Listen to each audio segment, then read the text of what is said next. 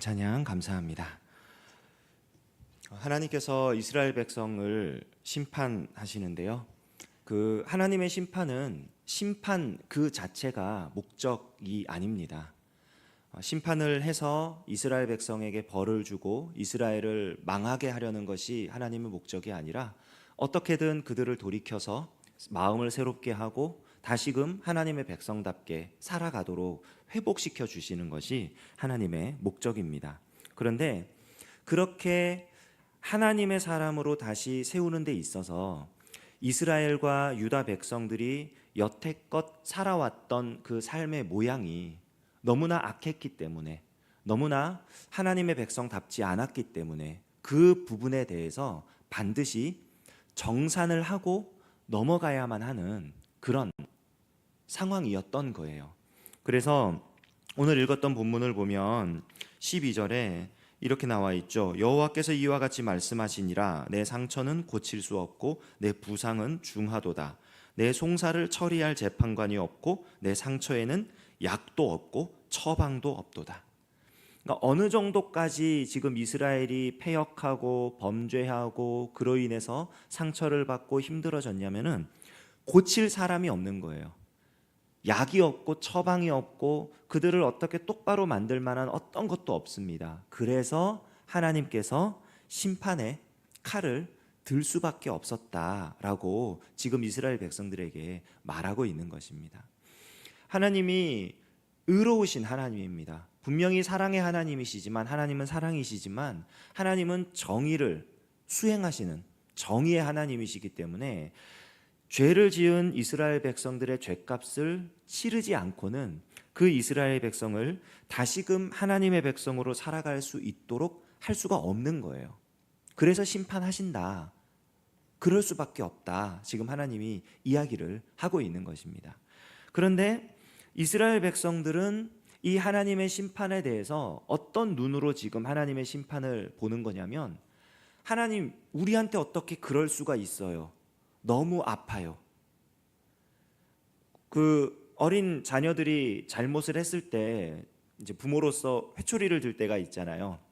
이거는 잘못한 거야. 그리고 가르쳐주고 회초리를 들어서 이제 매를 때리게 되면 이 아이들의 반응이 잘못했어요, 죄송해요, 용서해 주세요, 다시는 안 그러겠습니다, 이 결론이 나오는데 그 결론이 나오기까지 아이들의 반응이 대부분 아파요, 힘들어요, 그러면서 몇 대만 맞으면 막 울고, 사실 그렇게 아프게 때리는 것도 아닌데 때리는 부모 마음이 더 아픈데, 그런데 아이들은 어쨌든 자기가 아픈 거를 이렇게 어필을 하려고 굉장히 애를 써요. 예전에 어느 교회 집사님이 자녀 문제로 상담을 한 적이 있어요. 이 아이를 좀 올바로 키우고 싶은데, 물론 잘 자라는 아이입니다. 말도 잘 듣고 그런 아이인데 말을 안 들을 때가 있나 봐요. 그래서 매를 들고 이렇게 때리려 그러면은 얘가 단 한 대도 맞지를 않는데요.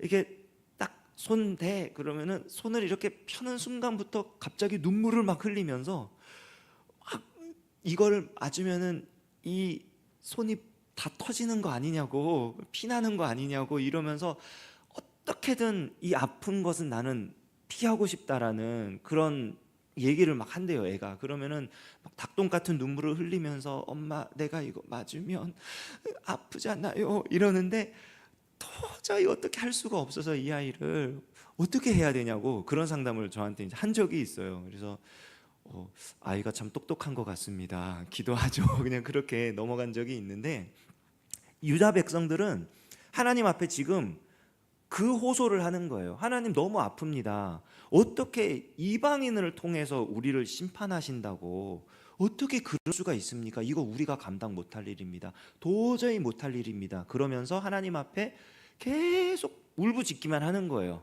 근데 자기가 무엇을 잘못했는지, 왜 잘못했는지, 하나님이 이렇게 할 수밖에 없는 이유에 대해서는 생각을 안 합니다. 그냥 아픈 거예요. 아픈 게 싫다 이거예요. 그러나 하나님께서는 아파야만 한다. 지금 약도 없고 처방도 없고 이거를 고칠 만한 다른 어떤 것도 없다. 그래서 내가 지금 때려야겠다, 심판을 해야겠다.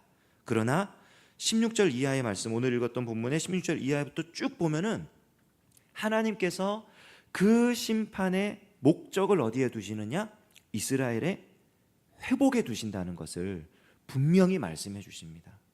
지금 이 순간 아프지만 참아라. 이 순간을 지나가야 다시 나의 백성으로 설 수 있다. 우리가 읽었지만 그 18절부터 22절까지 말씀 한 번 더 한 목소리로 같이 한번 읽어보겠습니다. 18절부터 22절까지입니다. 시작. 여호와께서 말씀하시니라. 보라, 내가 야곱 장막의 포로들을 돌아오게 할 것이고 그 거처들에 사랑을 베풀 것이라.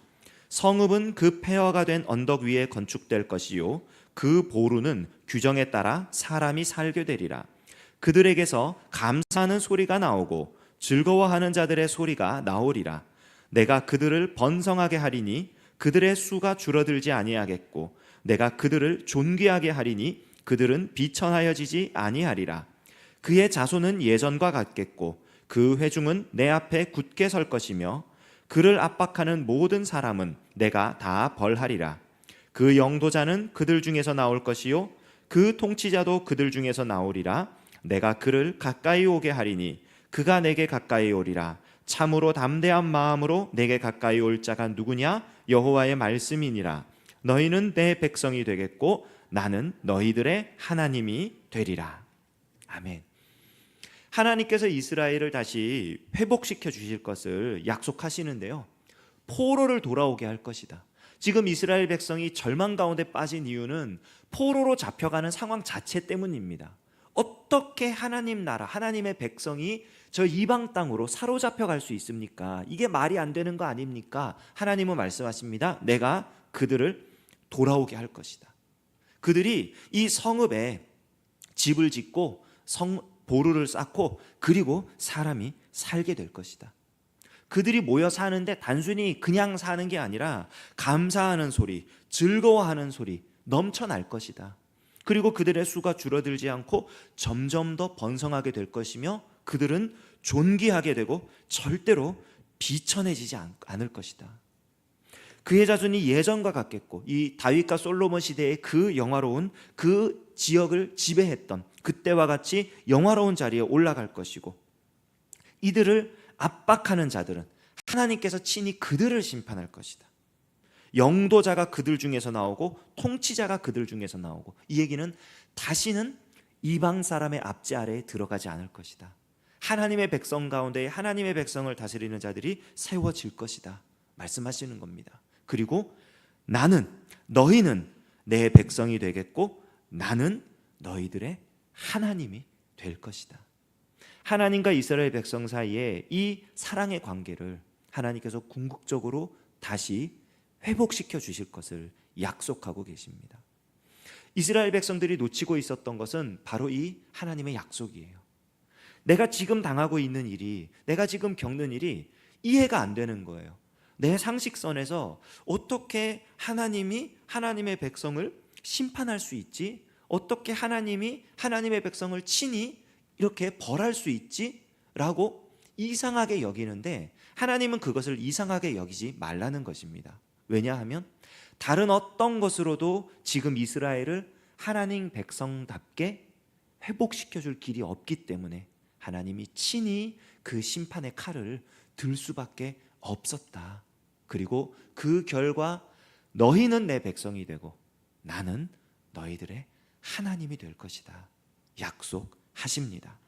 오늘 우리가 이 말씀을 붙잡고 우리 오늘 하루를 살아갈 때에 하나님께서 우리를 향한 그 사랑은 결코 변치 않음을 확신하시기 바랍니다.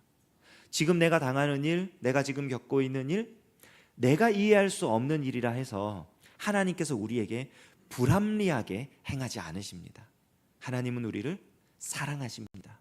그리고 언제나 우리를 이 사랑의 관계 속으로 온전한 사랑의 관계를 가질 수 있도록 인도해 가십니다. 우리가 이 하나님의 인도하심을 믿고 굳게 신뢰하며 우리 하나님의 사랑 안에서 승리하는 이 하루 보내시기를 주님의 이름으로 축원합니다. 기도하겠습니다. 하나님 아버지 감사합니다.